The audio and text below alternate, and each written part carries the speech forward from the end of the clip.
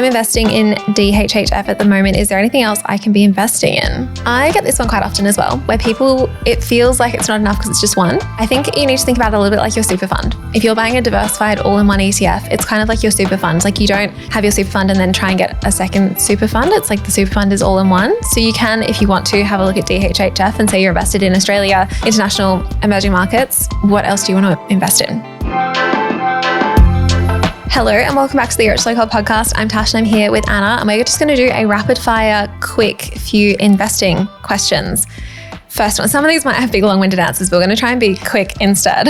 First one, thoughts in saving versus investing to save for house deposit or for large expenditures like cars or trips? Oh, I think if it's going to be short term, so if it's somewhere around 3 years less, 5 years less, probably savings. If it's going to be longer than that, like 7+, then you could potentially do it in investing. If you're thinking of buying your first home, you can use the First Home Super Saver scheme, which is essentially investing in your super.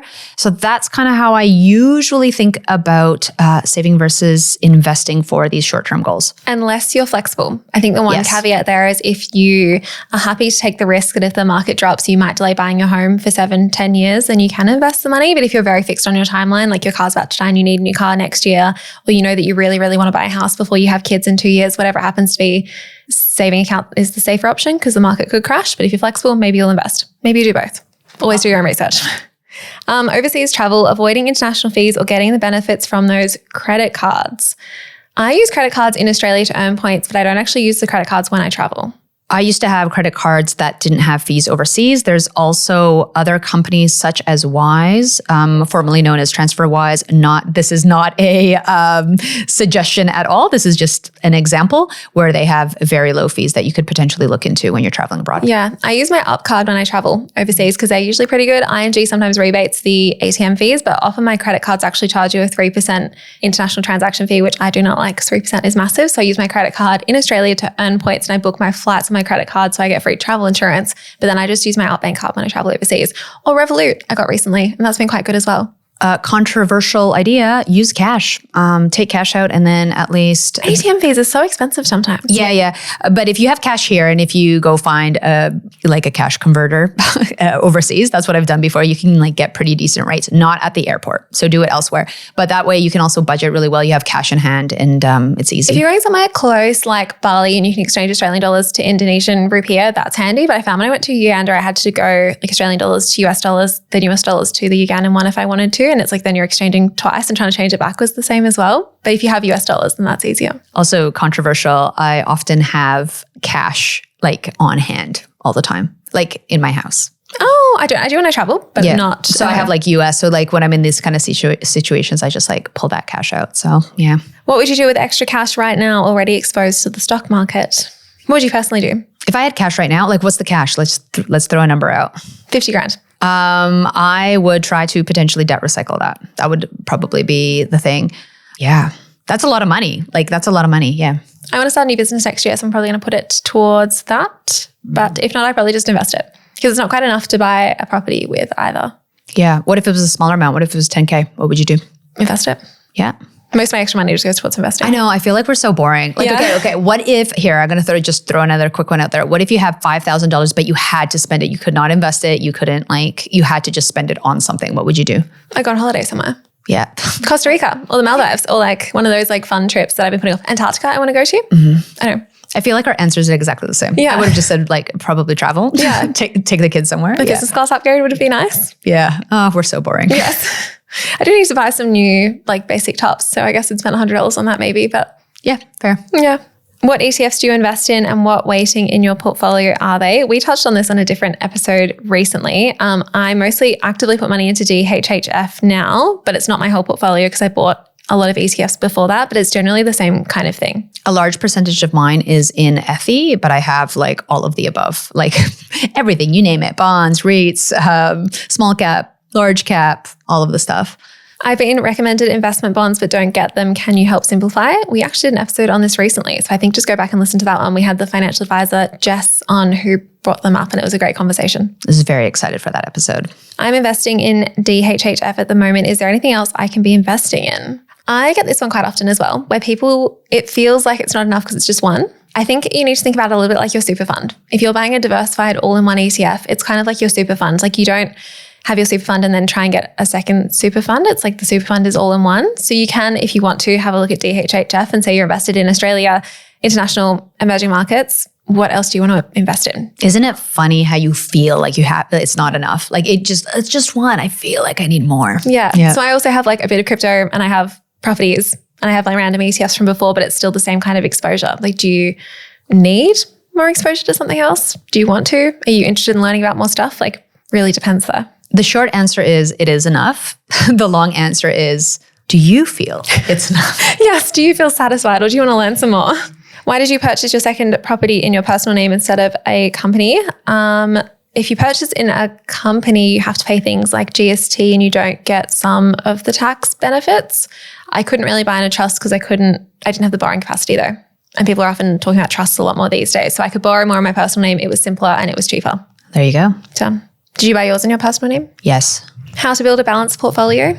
A good way to think about it is diversification. So thinking about Australian, US, international. A simple way is to just look at an all-in-one ETF and see what that's invested in and whether you feel comfortable with that. Or do you want to actually have 3 or more ETFs that kind of invest in the exact same thing? The simple answer is you can do it in one ETF or you can do it in multiple. It just depends on what percentage you want to do and allocate to what. I used to look at super funds and look at what their allocation was. So have a look at like the high growth uni super, Australian super, whatever, and see the percentage they allocate to Australia, to property, to the US, to overseas, whatever it is. That's a good way to kind of look at how they're diversifying country-wise. Another way to look at building a balanced one is, are you invested in different sectors? So are you invested in finance, tech, health, energy, or are you just mostly in tech if you're buying a lot of American companies? So you can look at it that way. But I think look at the all-in-one ETFs. Even if you don't buy them, just look at how they allocate things. Look at super funds as well. And you can even look at like Raise in their portfolios. Advice for those who are maybe starting a bit later and don't have much capital. I think advice would be the same for anyone really. If you have smaller amounts, just think of building wealth. How are you going to build wealth? Is it $5 a week? Is it $100 a week? What can you put aside? Investing earlier, as soon as you possibly can, is probably a best thing. And that might be today for you. The best time to invest was 100 years ago. The second best time is right now. So just being consistent, automating it, making it simple for you. Often we'll just talk about using the automate tool on Perler, and that way you're not thinking about it. Your paycheck goes in, you're investing straight off, and just doing the best that you can. If you come across additional money that you want to invest, throw it in. And if you are later in life, maybe your super is the best way to invest in. Definitely super. So it just depends on what your goals are. If you are close to retirement, investing in your super, concessional or non-concessional contributions, you could do either. Take a look at those and have an idea of when you will access that. Yeah, I think all the same advice still applies. Yeah. Can you increase your income? Can you decrease your expenses? Where can you find that extra money to invest? And the later it gets in life, the more I think we should focus on our super, definitely, because you are close and be able to access it, and it's great to get those tax benefits. Yep. I think some of these questions, when I see them, they actually come from people who are quite young. Like they say later in life, because I talk about starting when I was 18 and they might be 28. And that's not too late at all.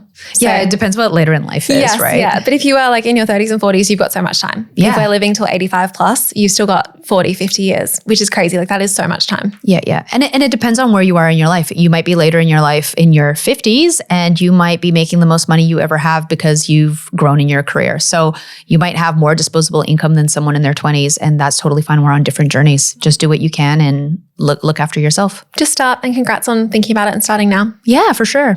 VOO cannot be bought via CommSec. Can you please guide?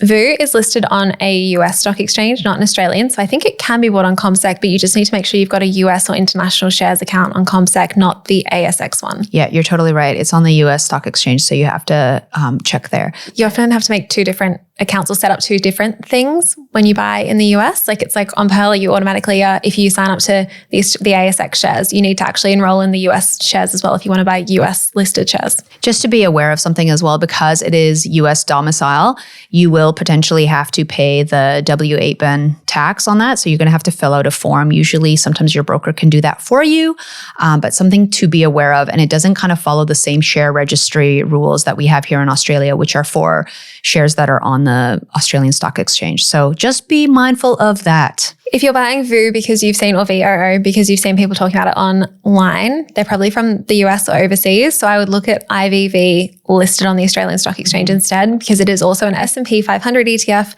and it's probably just easier to buy the Australian listed one rather than the one overseas and do all the extra forms. And there's also extra fees to trade overseas as well. Yeah, I would completely, I was going to say that. I was completely going to agree with that. Yeah. Put simply, what is your investing strategy? Mine is I buy and hold boring ETFs for the long term, and I also diversify by doing different things like buying property and crypto. But my goal longer term is to have a bigger share portfolio, I guess. My long-term strategy is to be financially independent, where I don't have to work if I don't want to and have the ability to do what I want. And that's kind of, I guess that's not a financial strategy, that's a financial goal. The strategy is to invest in ETFs that are diversified, pay off my home loan, and use my home loan to also invest through debt recycling. Put simply, what is your strategy though? Fair enough. Long-term boring investing. Yeah, long-term boring investing. Yeah, there you go. Is it worth pulling money out of shares in order to buy your first home around $10,000 worth? My mind goes to yes. If you only need $10,000 extra to get into your home, sure. Like, it's great that you've got that money there and that you've invested. If there's ways that you can not pull it out and fund it in a different way, maybe not. But if it's the difference between you buying and not buying, it's great that you've got it there. Congrats. I don't see what's wrong with that. Yeah, I don't think anything's wrong. You might want to run the numbers. Like, did you just purchase this? Are you going to pay, the full tax on it, or will you get a 50% tax discount? There's a couple like questions around that, but I don't think that should hold you back from that. And are you buying it tomorrow? Like, do you need to actually sell it right now, or can you wait a bit? Have you also contributed to your super? Is this your first home? Like, maybe the first home super saver scheme might be a better strategy. So yeah, I agree with you. If you need that money, like, pull it out by all means, if that's going to get you there. Are there alternatives that you haven't considered is the other question. Is it a now thing, or is it like something you're thinking about for the future? Like, if it's not right now, think about it, see if you need it in the end. But if it's a right now thing, then... Because I did something very similar and a little bit like I look back stupid. I had investments in Canada, and then I went traveling and I was like, I think I need $10,000. And I pulled all my investments out, and then they sat in cash for probably like 5 years doing absolutely nothing. So they got devalued. So yeah, I just don't want you to be in that situation where you pull it out, you don't buy a house, or you've decided on something else, and all of a sudden you missed out on that compounding and have to pay tax on it. If you are thinking about buying a house though, and you know that you definitely want to use the 10 grand, there might be merit in taking it out and putting it in a savings account just so the market doesn't crash as well. Lots of things to consider. Yeah. But again, I don't think there's a wrong answer here. No. Good luck. If you could go back to the first time you invested in ETFs, what would you change or keep the same? I did a bit of a lump sum investment the first time I invested, and I was terrified of putting all my money into the market. I'm glad I did do that, because at that time, I don't know if it was like Trump just got in first term or Brexit. I mean, I was investing before that in kind of like the equivalent of a super, but that was the first time I was like, I'm really investing. Yeah, so I would say, go for it. Instead of dollar cost averaging in, I'm glad that I just did a lump sum, and that was that. Yeah. I'd do it again. I just invested $1,000 into IVV, so I wouldn't change that. That was a great idea. If I could go back and like invest more, or like consistently start investing back then, that would be great. But also I wasn't comfortable doing it. So I don't think I would change anything. I think it's worked out perfectly well, where I was never quite too stressed to scare me away from investing. I was very comfortable with it. Which is good too. You just reminded me of something else. What I did do was I bought like 15 ETFs because I really wanted to be diversified. So I was like too diversified. I wish I just bought one simple ETF, and that was that. So yeah, that's what I would change. I think that too, but then I also wouldn't go and change that, because I'm glad I got that out of my system. I did like the over optimizing, and I realized it doesn't actually matter. I wonder if I just bought one, if I'd be like, but what about this other one? Yeah, I'm glad I did that when I was learning. But now I look back and I'm like, That's no need. I have, VOO, and I have the Canadian version of it, and I have the Australian version of it. Because in time I had to like change my strategy. I had to move through the share markets. Anyways, yeah. Last one, thoughts on taking the $22,000 I have in super and turning it into a self-managed super fund to put it into Bitcoin? No. Yeah, no. The short answer is no. Self-managed super funds are expensive, and they're only really worth it if you've got a larger amount of money in your super fund. If you've got $22,000, it is not worth the fees and the compliance to set up a self-managed super fund. Also, it's your retirement money. So maybe put 10% into Bitcoin or 5% or 2% if that's what you really want to do. But I would not put all of my retirement money into one single crypto coin. The other thing I was going to add is for self-managed super funds, you said a large amount. And for people like, what's large amount? Like 20K is a large amount. We're talking around like 200,000, like something like that or it's more. Like 250 to 500,000 at least to make it worth it. So that's the first thought there. And then the other one is crypto is very speculative. And right now it might be the big hot thing, but there might be something else in 10 years.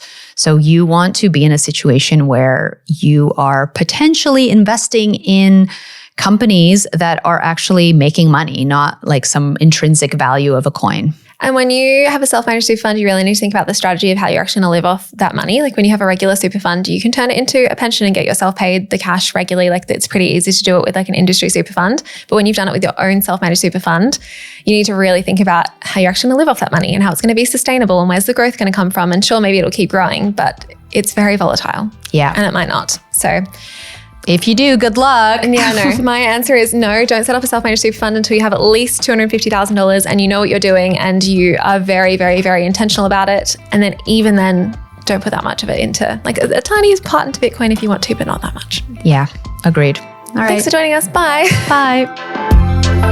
Thanks so much for joining us. If you found this episode helpful, please rate us 5 stars, write a review, or share with a friend. If you're new to investing, make sure to listen to our first 10 episodes. Follow us at Get Rich Slow Club or Tash at Tash Invests or me at Anna Christina. The Get Rich Slow Club podcast is a collaboration between Tash Etchman from Tash Invest and Anna Christina from Perla.